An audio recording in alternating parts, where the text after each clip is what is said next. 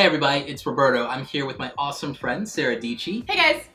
Internet friends are like totally the best kind of friends to have. So anyway, we're going to help you create something awesome today. There are a lot of you who want to get started in YouTube. A lot of you want to become YouTube vloggers, and Sara and I are going to talk about how you can do that. Alright, so Sara, what would you say to somebody who wants to start a YouTube channel and they're thinking that they want to be a YouTube vlogger? They want to do vlogs. They've watched you. They've watched Casey. They've watched Tim Schmoyer. What would you say about somebody who wants to start vlogging? I would say don't start with vlogging. If you are starting from ground zero, you have you haven't posted any videos on YouTube. I am a big believer in just starting with searchable content and things that people are gonna discover organically, because no one is really gonna search like day in the park with family. And I love vlogging because that's really how you create a good relationship between your audience, but I just don't think it's the best way to start to gain an audience. So I always say find a balance. So maybe find what you're passionate about and what is maybe some tools and gear that people use within that passion.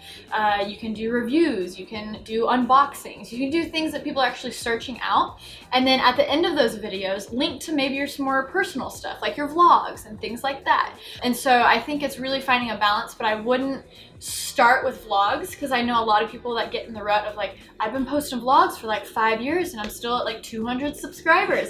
It's because you're not doing anything to reach beyond your small audience of just friends and family. Yeah, a lot of people I talk to on YouTube, they forget that YouTube's the biggest search engine. Yeah. And I keep saying it and people I don't think they believe me sometimes. Huge.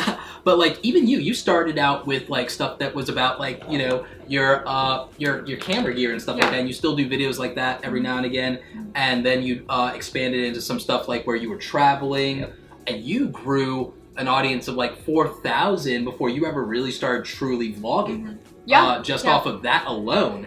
And that's not easy to do. I think people really underestimate that. Yeah, and that was in the beginning because I think it's an interesting story to tell how I grew from 4,000 to 100,000, but really from 0 to 4,000 was really the grind, and really what am I doing? I'm going to concerts. I love music, so I would go to a Taylor Swift concert in Dallas Cowboys Stadium.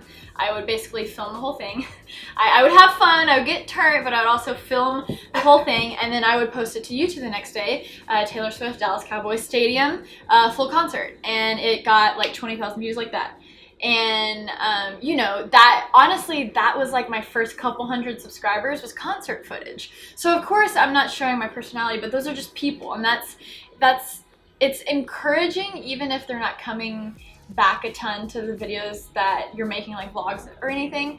But just when you're starting out, to have 100 subscribers instead of 0 is encouraging. It is. And it gets people to your channel. Yeah. It's the hardest thing. I don't even remember when or how I got my first. Everyone asks me, when did you get your first 100 or your first 1,000? And the thing is, it's I don't know, because I was obsessively neurotic about the editing, and I was just trying to make my audio and video suck less. So I wasn't looking at my sub count. I was in fact, I was kind of hoping no one was watching because I was so self-conscious about how bad everything was.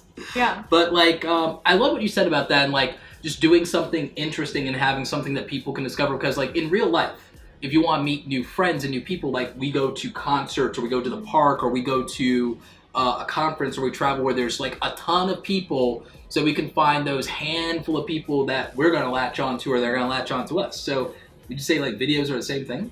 Yeah. Oh, for sure.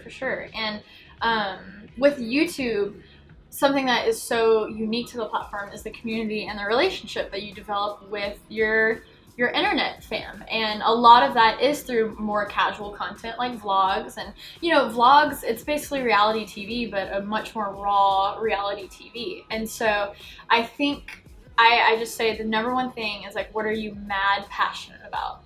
Because you're not gonna stress about the sub count and the views in the beginning when you're just gonna create, and you're gonna be so on fire for it. Right. And so how do you take that passion that you're so passionate about and just create searchable content around that? And then, so I would say for every 2 videos that people are gonna discover organically, maybe make a more personal one around that, and just see how that gauges and how you build an audience. The Scorsese thing, one for me, one for them. Yeah. Okay, that's cool. You brought up passion. I love that you did that. I always tell people, create something that you care about, something you think is awesome. I think that like something like, let me ask you something. What, like, I'm gonna pivot here. Why do you think vlogging is so popular right now? So I think it really, I mean, this is probably everyone, it's the obvious answer, but I really think it took off once Casey, I think, of course, so many people were vlogging before Casey Neistat, but I think he really changed the game in that he married a structure of like almost a TV show, and it was really well made, but then he had like the perfect personality too, and it was such a good balance. And I think people latched onto it just like people latch on to TV shows.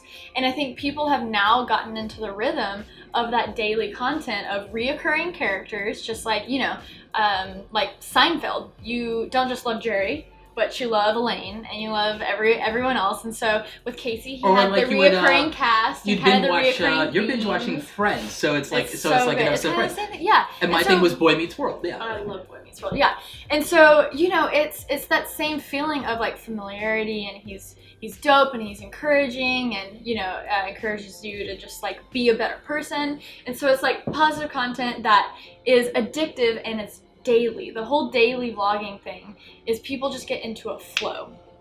But it doesn't work for everyone. Just because it works for someone doesn't mean it's going to work for you. So I daily vlog, like daily vlog. I post only Monday, Wednesday, Friday right now. But I daily vlog for 50 vlogs straight.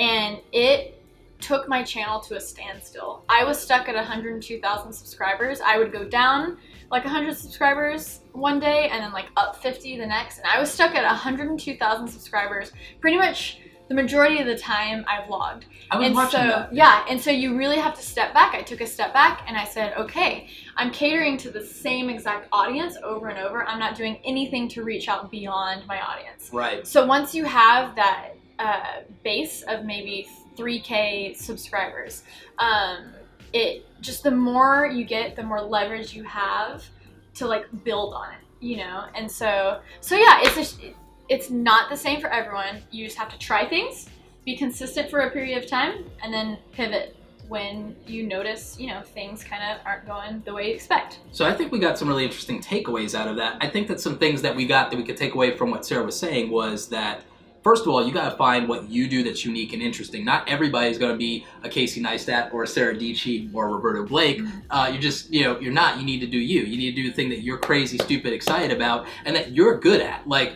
if I could spin on my head, I'd be opening every YouTube video with me spinning on my head, or I would have like a breakdance montage if that was my skill set. Yeah. That's what I would do. As it is, there's some stuff that I'm planning to do that's going to actually like have a lot more B-roll of me traveling and doing meetings and walking and talking and doing stuff like this, and even me doing some of my personal art projects and stuff. Cool. Like, because that's the thing that I do that's creative, that's interesting, that's different, that I can like put as a, hey, stay tuned, stay interested kind of thing. Like Casey opens with time lapses, you open with slow-mo. Everybody can do a different format. So on top of doing like the thing that you really care about, I would say style and format and presentation can be different. Not everybody's episode, like TV shows aren't all the same. And then you gotta have a discoverability strategy. It's like, what got you here won't get you there. What got you to 100,000 wasn't what got you to like, you're at like over like, what, you're at 150 or over 150 now? I am like 145. Okay, so like, oh, you're gonna get like, no. Like by the time this video is out, you're probably, but like, so you gotta have like, what got you here won't get you there. You have to have, like you said, you can't cater to the same people. You have to go beyond and go deeper and have an expansion strategy. And then you gotta do what's sustainable. You found out that daily vlogging wasn't sustainable. And it killed me. Like, it really, like, I didn't know, I wasn't in a place in my life where it was healthy for me to do that. And my life was very chaotic at the time. And so throwing in daily vlogging was very chaotic. And now with the new season of YouTube, I'm actually trying to post something every single day, but I'm throwing in 3 live streams.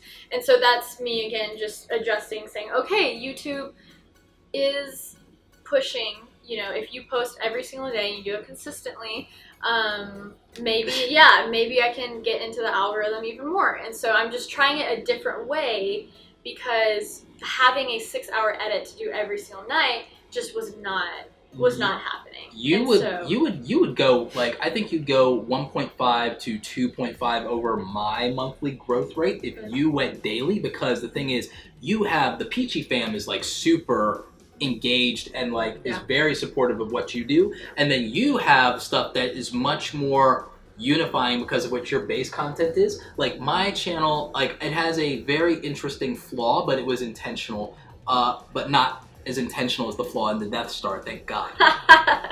But Star Wars, yeah, woo, big nerd, like love it. But like I have a super diverse audience, and so getting people from one video to another video day to day, very challenging to get even a fraction of them for that. And I already knew that going in. I actually have a new strategy around that too that like I've hinted at before. But what you did that's so smart and that everyone can learn from is that you got your core audience like super engaged. You got your super fans like tight, and then you added to your content something that would be easy for them to carry over to.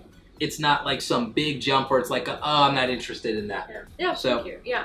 That was super smart. That's a great strategy. So you can do all the things you love, but you have to really think about, are you doing it in a way that your audience can easily move from all the content you've done up until now into this new thing that you're doing. If you're gonna throw a new show on the table, it's gotta be able to reach the same kind of people that might also watch that show.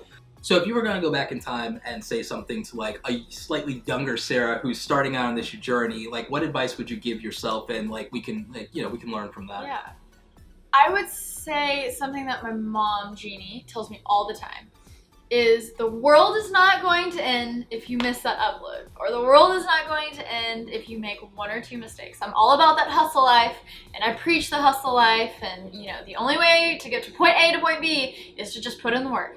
But at the same time, when you get so wrapped into it, you get very sucked into where like a lot of your worth is based into hitting those deadlines, and you should have deadlines, and that's how you push yourself.